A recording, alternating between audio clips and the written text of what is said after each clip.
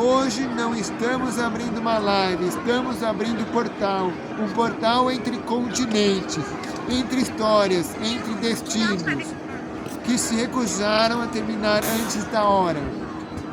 Falamos hoje de São Paulo, ao vivo, diretamente do Conservatório Beethoven, e falamos também de Roma, a cidade onde estamos há 15 dias preparando este momento histórico, porque alguns projetos precisam nascer em lugares simbólicos, e poucos lugares carregam tanto simbolismo quanto Roma. Roma já foi império, Roma já foi ruína, Roma já foi silêncio, Roma já foi reconstrução.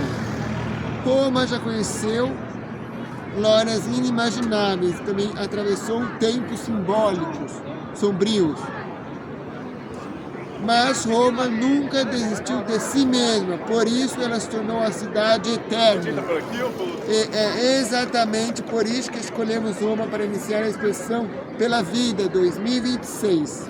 Uma jornada que pretende abrir portas e portais para talentos acessíveis ítalo-brasileiros.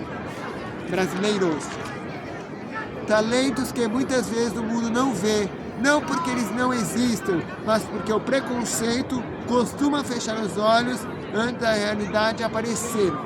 O nosso projeto nasce para provar uma coisa muito simples e ao mesmo tempo revolucionária. A deficiência não limita o destino. O preconceito, sim. Ao longo dessa expansão, vamos reconhecer pessoas que não se curvaram diante das agruras da vida. Pessoas que não negociaram com o destino. Pessoas que caíram, levantaram e voltaram ainda maiores. A Itália tem um dos maiores exemplos, o tenor extraordinário, Andrea Bocelli, uma artista que transformou a ausência da visão em uma presença gigantesca na história da música mundial. O homem que mostrou ao mundo que o talento pode enxergar mais longe do que os olhos. Mas hoje nós queremos apresentar outro exemplo extraordinário, um talento que nasce no Brasil. Um homem cuja história poderia ser um romance ou filme antes da escuridão chegar. Ele era jogador profissional de futebol, jogou na Europa, vestiu a camisa da seleção brasileira, fez parte da lendária democracia corintiana, o primeiro movimento político dentro de um clube de futebol. Mas aos 30 anos a vida mudou brutalmente, ele ficou completamente surdo. Para muitas pessoas seria o fim da história. Para ele foi o começo de outra. Ele decidiu aprender piano, recomeçou do zero, estudou, persistiu, insistiu. E 20 anos depois tornou-se concertista. Mas não parou aí. Assim como o gênio Ludwig van Beethoven, que enfrentou a surdez e mesmo assim escreveu algumas das maiores obras da humanidade. Esse brasileiro decidiu contar a sua história através da música. Compôs 2 sinfonias, 2 obras que narram uma jornada de dor, de autodeterminação, de reconstrução.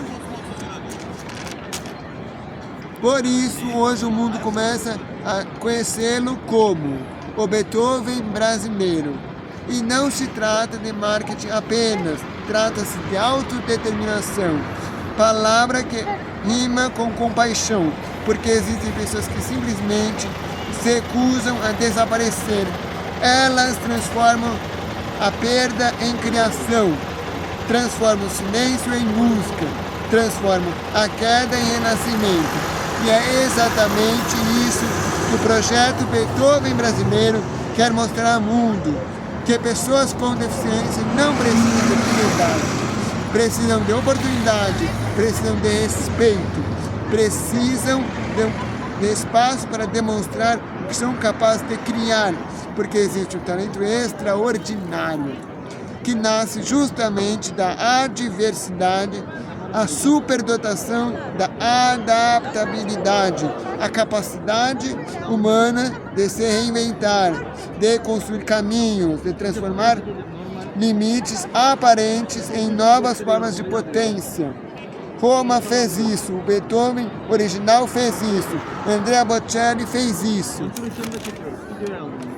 E agora o Brasil apresenta ao mundo mais uma história de renascimento. Hoje, daqui de Roma, abrimos oficialmente esta ponte cultural entre Brasil e Itália, uma ponte feita de música, de dignidade, de autonomia e de autodeterminação.